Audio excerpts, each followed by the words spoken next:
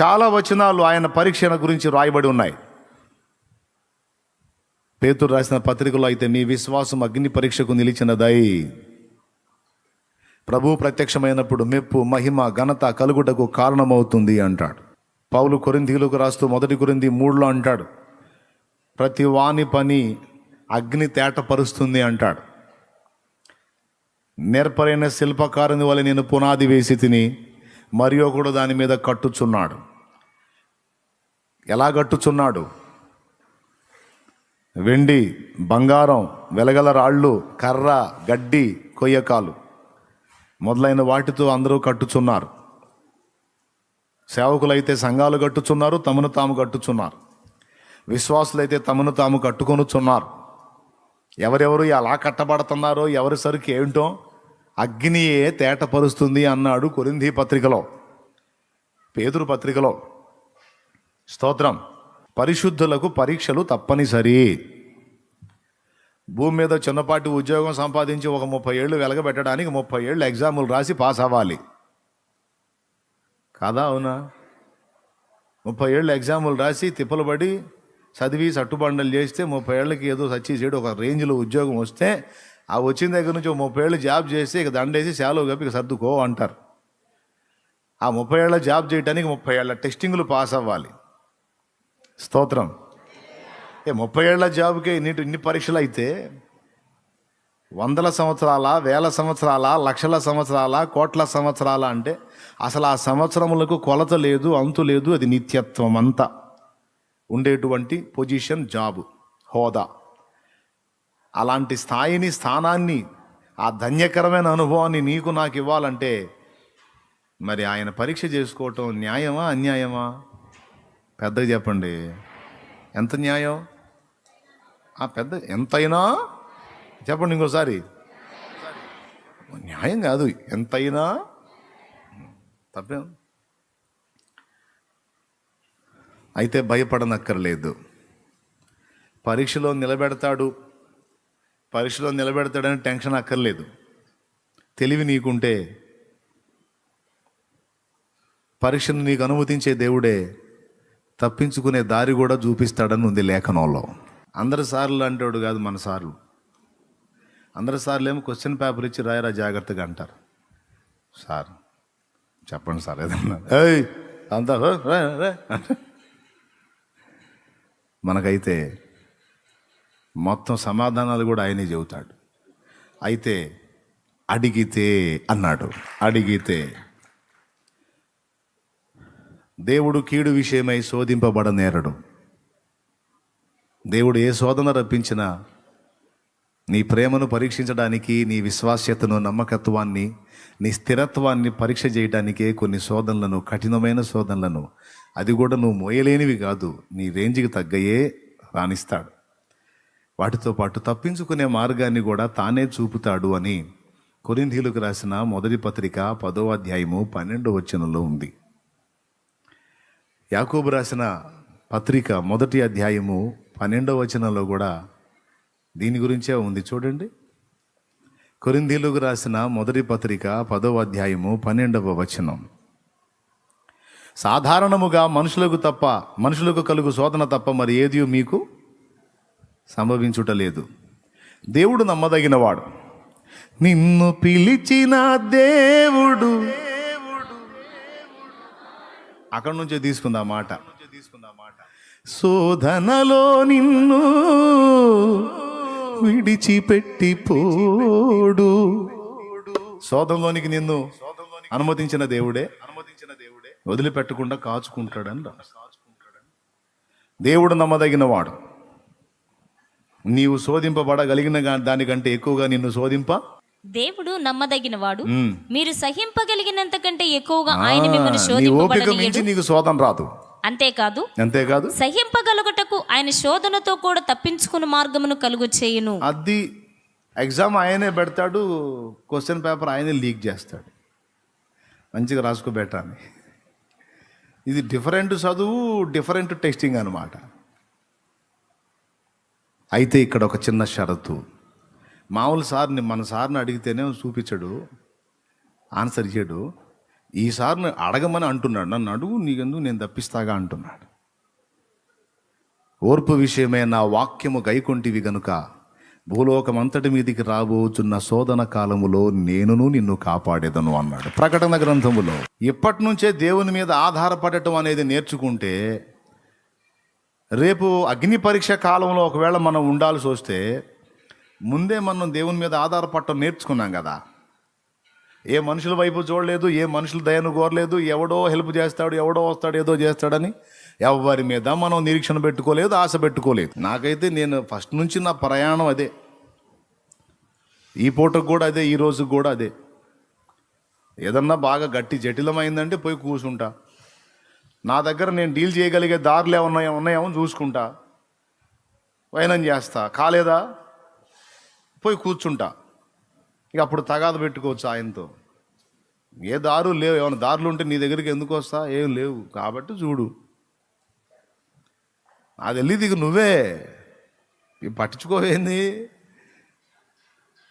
నువ్వు కదులయ్యా నా పక్షాన అని కూర్చుంటే ఆయన ఎన్ని ఆదుకున్నాడు అనుకున్నా, ఎన్ని చేశాడు అనుకున్నా. ఇవన్నీ అనుభవాలు, మళ్ళీ ఒట్టి మాటలు కాదు. ఆయనకి చేశాడంట, ఈయనకి చేశాడంట, మీకు కూడా చేస్తాడని చెబితే కాదు, నాకు చేశాడు, అది రుజువు. మరీ మొరాయించింది ఏం మనకెళ్ళే సరిగ్గా చూడలేంటే ఫుడ్ మానుకొని కూర్చుంటాం, ఆయనే చూస్తాడు. ఆయనకి మనం అంటే చాలా ఇష్టం అండి. నీ బిడ్డను నువ్వు ఎంత ప్రేమించుకుంటావో, నీకంటే 100 రెట్లు అని చెప్పనా, 1000 రెట్లు అని చెప్పనా, 1,000,000 అని చెప్పనా, చచ్చిపోయేంత ఇష్టం నువ్వంటే. నేనంటే ఇక తిండి మానుకొని కూర్చుంటే ఇంకెట్లా, ఎందుకు ఊరుకుంటాడు? ఖచ్చితంగా ఆయన నీ పక్షంగా కదులుతాడంతే. అది ఇప్పటి నుంచే అనుభవం. ఆ అనుభవాన్ని ఇప్పటి నుంచే సాధన చేయాలి. ఇప్పటి నుంచే మోకాళ్ళ మీద ఉండి దేవుని ఆశ్రయించి పొందుకొనుట అనే ప్రక్రియను నువ్వు నేర్చుకుంటే, నీ వారికి నేర్పితే, నీ బిడ్డలకు నేర్పితే రేపు ఆ అగ్ని పరీక్షలో ఫస్ట్ క్లాస్లో పాస్ అవుతారు మొత్తం. దేవునిని అడుగుట, దేవుని ఆశ్రయించుట మర్చిపోవద్దు. అట్లా కాకుండా నరులను ఆశ్రయించడానికి అలవాటు పడి మనుషులను చూసుకొని భరోసా ఫీల్ అయ్యి, వాళ్ళు ఉన్నారు మనకే, వీళ్ళు ఉన్నారు మనకేమని దేవుని మీద నుండి హృదయాన్ని తొలగించుకొని శరీరులను ఆధారం చేసుకుంటే శాపం వస్తుంది అన్నాడు. ఇర్మియా గ్రంథము 17:5. నరులను ఆశ్రయించి, ఇర్మియా గ్రంథము 17:5, నరులను ఆశ్రయించి శరీరులను తనకు ఆధారము చేసుకొనుచు తన హృదయమును యెహోవా మీద నుండి తొలగించుకునేవాడు శాపగ్రస్తుడు. అది తన హృదయమును యెహోవా మీద నుండి తొలగించుకునేవాడు శాపగ్రస్తుడు. వాడు ఎడారిలోని అరుహ వృక్షము వలె ఉండును, మేలు వచ్చినప్పుడు అది వానికి కనబడదు. వాడు అడవిలో కాలిన నేల యందును నిర్జనమైన చవిటి భూమి యందును నివసించును. యెహోవాను నమ్ముకొని వాడు ధన్యుడు. అది అది అది అది ప్రతిదీ మోకాళ్ళేయాలయ్యా. ఏది కావాలైనా, ఏది జరగాలైనా, ఏ అడుగు వేయాలైనా, ఏదనుకున్నా ముందు పెద్ద ఆయన దగ్గరికి వెళ్ళాలా. పెద్ద ఆయన ఏం చెబుతాడో దాన్ని బట్టి అడిగేద్దాం, ఆయన పలకరిద్దాం, ఆయనతో మాట్లాడదాం, ఆయనకు చెప్పుకుందాం. మనకున్నాడు కదా. మనమేమో పాటలు పాడతాం కానీ ఆయన ఆశ్రయించటం తక్కువ. పాటలు కాదు, రియల్గా చేయాలి, ఆశ్రయించాలి. మంచి అలవాటు పిల్లలకు కూడా నేర్పండి. ఏమిటి? వాళ్ళ స్వబుద్ధి మీద డిపెండ్ అవ్వకుండా, మరొకటి బుద్ధి మీద డిపెండ్ అవ్వకుండా దేవుని వాక్కు మీద, దేవుని మీద ఆధారపడటం మీరు నేర్చుకోండి, బిడ్డలకు కూడా నేర్పండి. ఒకవేళ మనం రన్నింగ్లో ఉండగానే అంత్య అబద్ధ క్రీస్తు రాకడ వచ్చింది అనుకో, మనం లైన్లో ఉంటాం, పిల్లల్ని కూడా కాపాడుకుంటాం. ఒకవేళ వాడు వచ్చేటప్పటికి మనకు సమయం అయిపోయి వెళ్ళామనుకో, మన పిల్లలకి ముందే మనం నేర్పాం కనుక ఏంటి, దేవుణ్ణి ఆశ్రయించటం, భద్రంగా ఉంటారు వాళ్ళు. సేవకులైతే సంఘానికి నేర్పాలి, కుటుంబానికి నేర్పాలి. విశ్వాసులైతే తమ కుటుంబంలోని బిడ్డలకు నేర్పుకోవాలి. ఏమి నేర్పుకోవాలి? దేవుని మీద ఆధారపడటం నేర్పుకోవాలి, దేవుని ఆశ్రయించడం నేర్పుకోవాలి. ప్రతిదీ దేవుని దగ్గర మోకాళ్ళుని అడిగి పొందుకోవటం నేర్పుకోవాలి.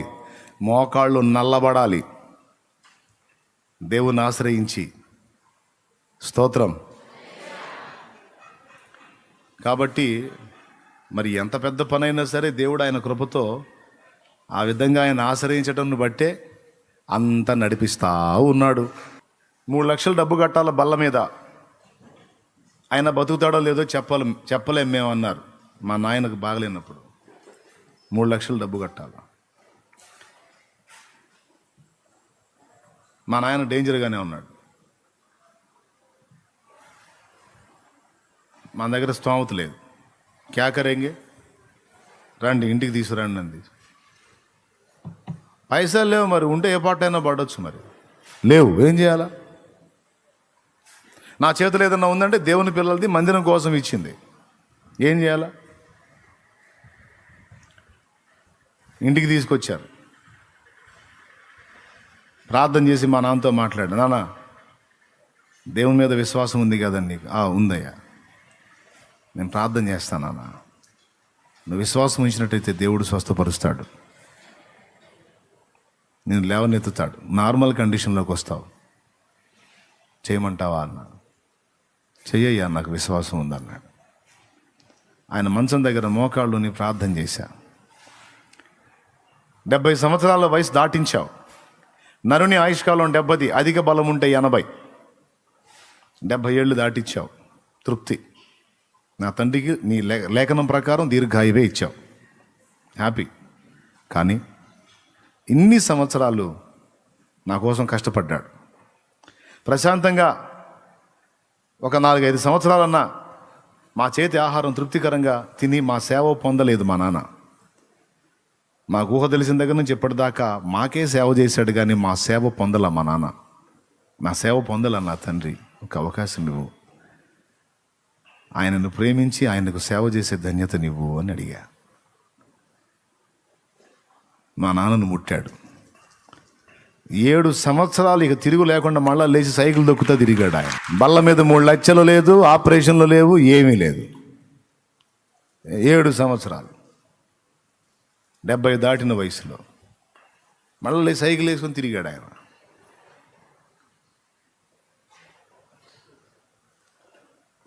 ఇక 80 సమీపిస్తున్న స్థితిలో మరీ కాళ్ళు నడవలేక, వయసును బట్టి కాళ్ళు శక్తి కోల్పోతుంది కదా, కూర్చుంటే లేవలేక, లేస్తే కూర్చోలేక, అట్లా ఇక రాను ఇక వయసు మారే కొద్ది ఇబ్బంది పడుతున్నాడు. నేనేమో 4-5 ఏళ్ళు ఆయనకి ఉపచారం చేసుకునే అవకాశం ఏమన్నా. 7 సంపూర్ణ సంవత్సరాలు ఇచ్చాడు.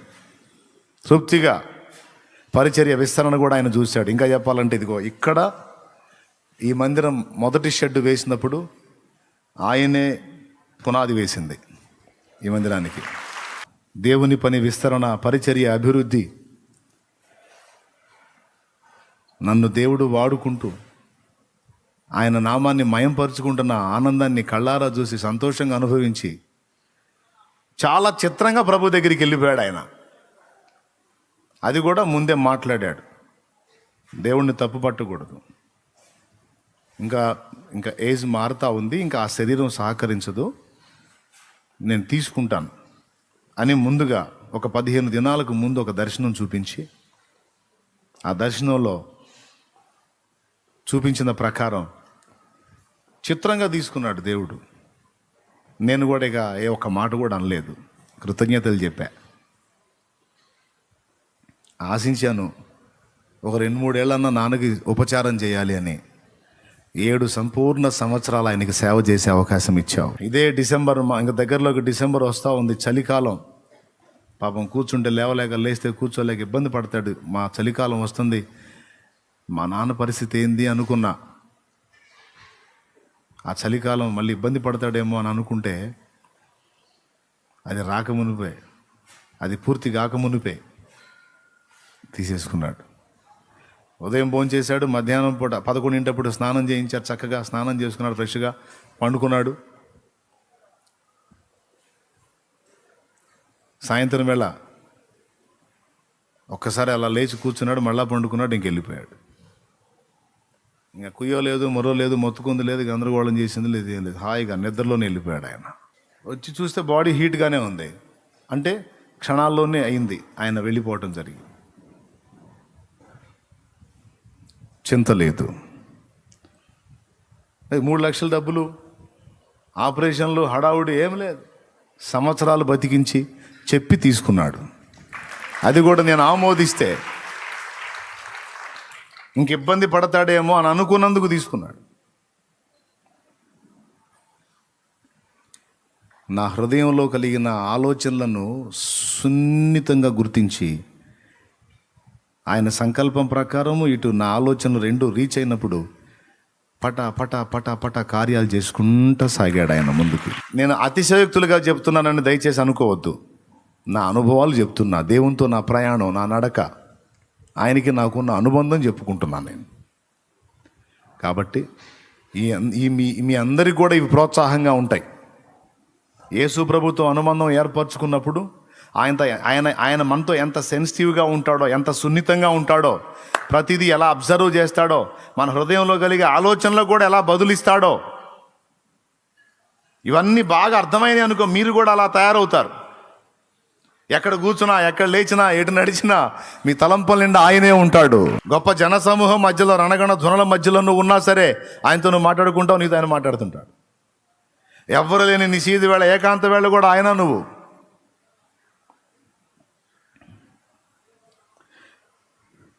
నా ఊపిరైంది నీ శ్వాసనే, నిత్యము నీకెప్పుడు. మీకు తెలుసు కదా. కాబట్టి ఇప్పటి నుంచే నేర్చుకోండి దేవునితో నడవటం, దేవునితో మనసు కలిసి ప్రయాణం చేయటం. అలా కనెక్ట్ అయిపోండి. ఎవ్వడు ఇక నిన్ను ఎదిరించలేడు, ఎదురు నిలవలేడు. అలా అనుబంధం ఏర్పరచుకోండి దేవునితో. ఏ పరిస్థితులు కూడా నిన్ను పడద్రోయ జాలవు. జలములను వెళ్ళినా అవి నీ మీద పారవు, అగ్నిలో నువ్వు నడిచినా నీతో ఆయన ఉన్నాడు గనక అవి నిన్ను కాల్చజాలవు. అలా చేస్తాడండి దేవుడు. కాబట్టి మీరందరూ అట్లా దేవునితో మంచి సంబంధాన్ని ఏర్పరచుకోండి. ఆమేన్.